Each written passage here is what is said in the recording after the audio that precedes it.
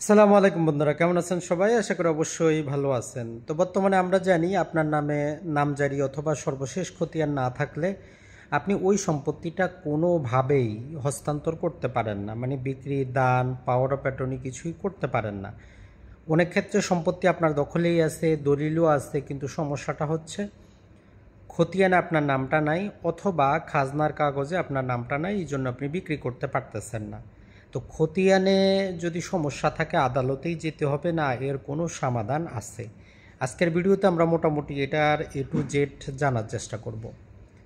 মূলত যদি আমরা বলি, দেখবেন যে আপনার কাছে যদি দখল যদি পর্যাপ্ত থাকে এবং দলিল যদি থাকে, তাহলে আপনি অবশ্যই সেই সম্পত্তিটার নামজারি বা মিউটেশন বা খাজনা খারিজ করাইতে পারবেন। এর জন্য আপনাকে স্টেপ বাই স্টেপ আগাইতে হবে।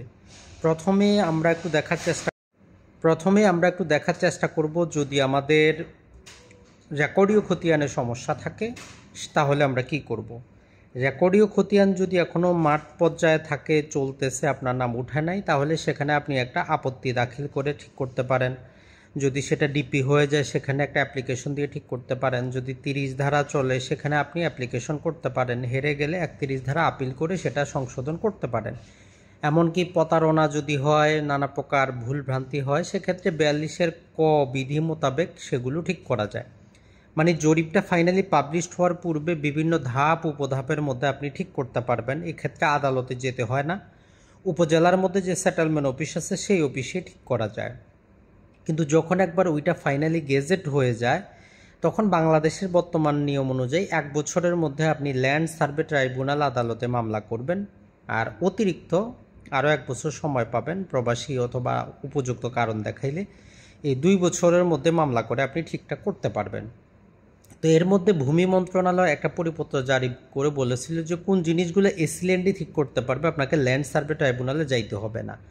তো এর লম্বা চড়া একটা লিস্ট আছে। মূল কথাটা হচ্ছে, যদি আপনার নামে রেকর্ডভুক্ত না হয় তাহলে আপনাকে ল্যান্ড সার্ভে ট্রাইব্যুনালে যাবেন। কিন্তু সেখানে যদি করণিক ভুল, গাণিতিক ভুল, নামের ভুল, অংশের ভুল হয়, এইগুলার জন্য আদালতে যাওয়ার প্রয়োজন হবে না। এগুলার জন্য ভূমি মন্ত্রণালয়ের পরিপত্র মোতাবেক আমাদের এসিল্যান্ড সাহেব যখন ওই খতিয়ান মোতাবেক খাজনা নেওয়া শুরু করবেন, তার কাছেই আপনি আবেদন করে এটা ঠিক করতে পারবেন।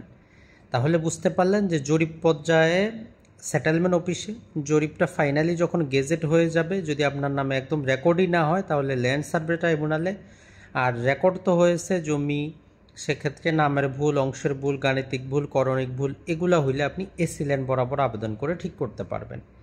এখন অনেকেরই যে এটা সমস্যা, অনেক পুরাতন খতিয়ান, নাম নাই, জমি আপনার দখলে আছে, দলিল আছে, এদের ক্ষেত্রে বর্তমান আদালতে যে প্রতিকার সেটা হচ্ছে সুনির্দিষ্ট প্রতিকার আইনের 42 ধারা একটা ঘোষণামূলক যে প্রতিকার পাওয়া যায়। তো আপনাকে এখন ডিসাইড করতে হবে আপনি কোন প্রকারের প্রতিকারের দিকে যাচ্ছেন। তো এই কাজগুলো যদি আপনি করেন তাহলে অবশ্যই আপনার সেটা ঠিক হবে। আরেকটা হয় অনেক ক্ষেত্রে, যেটা আপনার নামে নামজারি ছিল, খাজনা খারিজ ছিল, অন্যজন সেটা মিসকেস করে কেটে নিছে। তো এক্ষেত্রে আপনাকে আগে প্রথমে ওই মিসকেসের কপিটা উঠাইতে হবে, যে উনি কোন দলিলে কোন মূলে কবে কেটে নিল, আপনার কাছে নোটিশ আসছিল কিনা। যদি আপনি পরে জানতে পারেন তাহলে ওই এসি ল্যান্ডের কাছ থেকেই একটা আপনি রিভিউ দায়ের করবেন।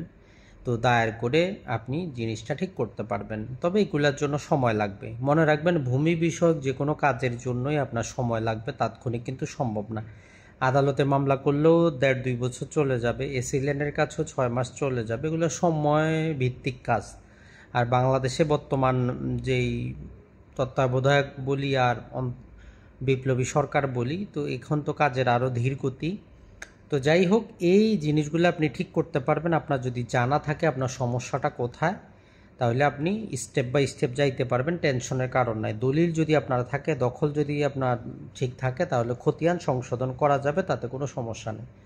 অনেকেই এখন প্রশ্ন করেন যে ভাই আমার সিএস খতিয়ানে নাম যাই না, এখন আর সিএস খতিয়ান 100 বছর পরে ঠিক করা যাবে না, এসএ খতিয়ানটাও এখনও ঠিক করার আর কোনো অপশন নাই। এগুলো হচ্ছে যে বর্তমানে আরএস বিএস যেটা চলতেছে বা গত 30-40 বছর আগে যেটা চলতেছে সেটা হইলে আপনার চলবে। যেমন দলিলে আপনি 25 বছরের ধারাবাহিকতার মালিকানার ইতিহাস জানাইতে পারলে আপনার দলিলটা রেজিস্ট্রেশন হয়ে যাচ্ছে। তাই 100 বছরের আগে সিএস আর এসে আপনি মিলাইতেও পারবেন না, আর ওইদিকে মিলাইতে কোনো দরকারও কিন্তু আপনার নাই। তো ভালো থাকবেন, সুস্থ থাকবেন। ভূমি বিষয়ক ভিডিওগুলো যদি ভালো লাগে অবশ্যই লাইক, কমেন্ট, শেয়ার করে আমাদের পাশেই থাকবেন। আসসালামু আলাইকুম।